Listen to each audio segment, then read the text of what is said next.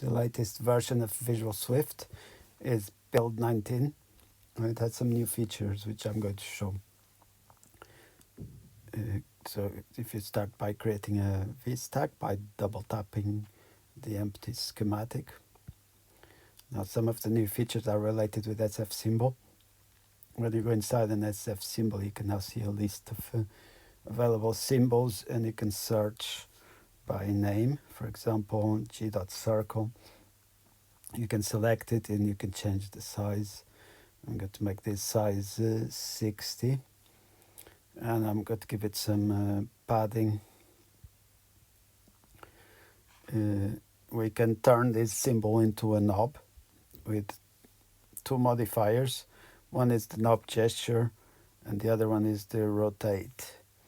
The knob gesture has a value coming out of it.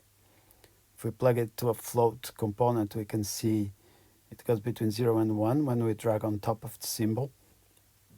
And the rotate makes the symbol rotate by an angle in degrees. So if we multiply our 0 to 1 by, let's say, 180 degrees,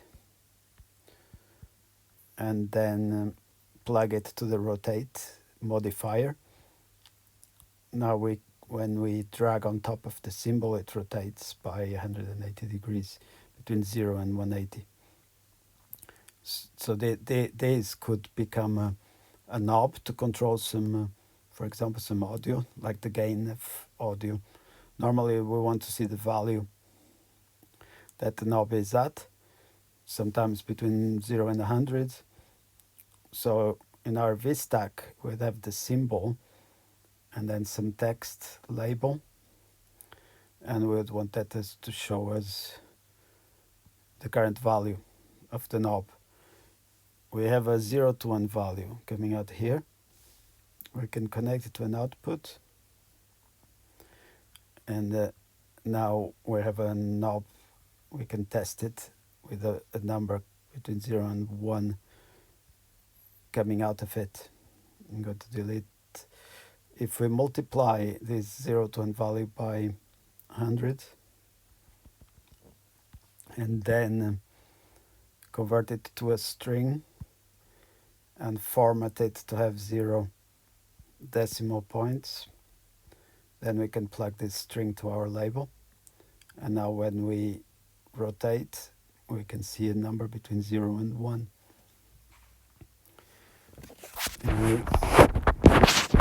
Sometimes we want to have a symbol in the background that is static and another one on top that rotates.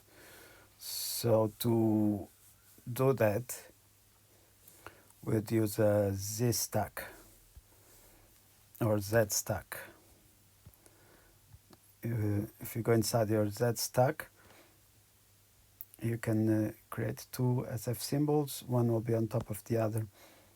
Let's make this first one the G circle. Select it.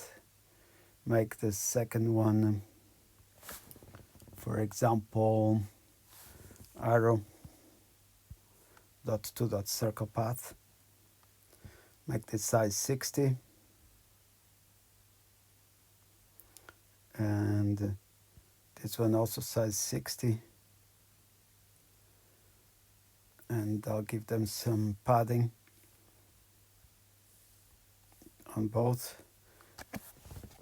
and change the color of the second one. So now that when we rotate, I didn't make it rotate yet. So the second one, second symbol, will do the same with a knob gesture and a rotate. And we multiply the value by the range in degrees. Let's say 180. Plug it to the rotate. So now it rotates. Now we want to do the same, having a label showing the value. So we connect the text component. Now from our knob gesture, we make it go out again, and multiply it by 100.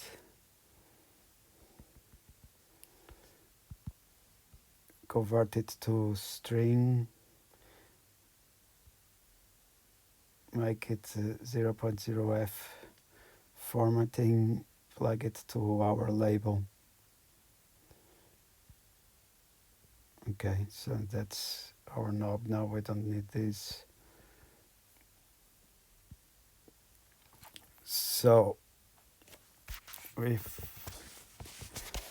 we want to have several knobs, for example, to do an attack, decay, sustain, release controller, we can hold it, drag it, and create a copy, and then go and change the symbols and the labels to match the attack, decay, sustain, release, or what we're using it for. So for an attack, sustain, for an attack, decay, sustain, release, we'd want them to be in a row horizontally. So we'd create a not a V stack, a H stack. And inside our H stack, we might have a gain component, and then an attack, decay, sustain, release. In our gain component, we would want to, actually this one I'll do it different. So let's then do attack,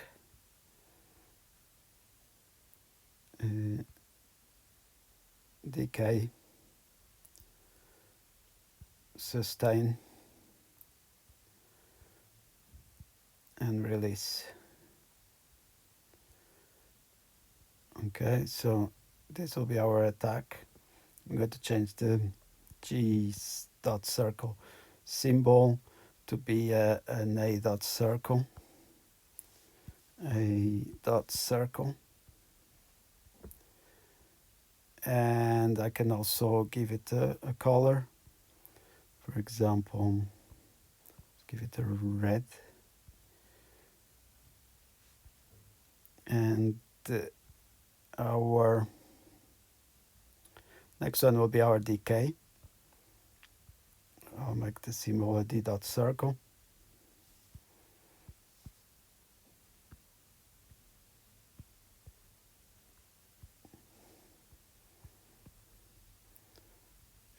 And also change the color, change the foreground color to, let's say, green.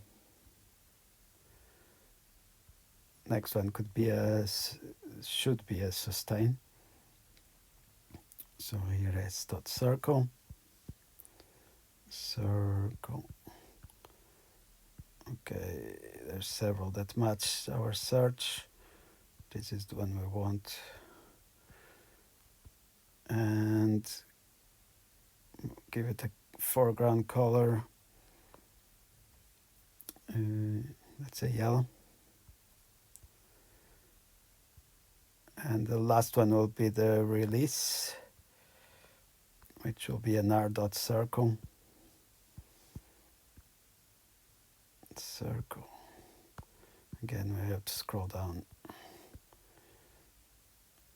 And the foreground color, let's say gray.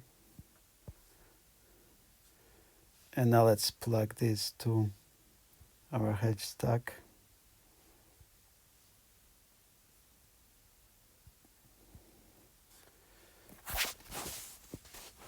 And this could be our gain, attack, decay, sustain, release controller.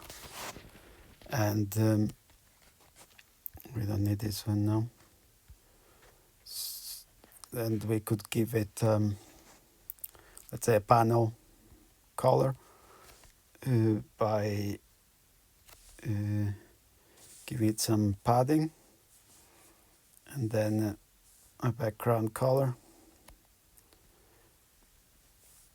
and let's say a corner radius. And now the background color,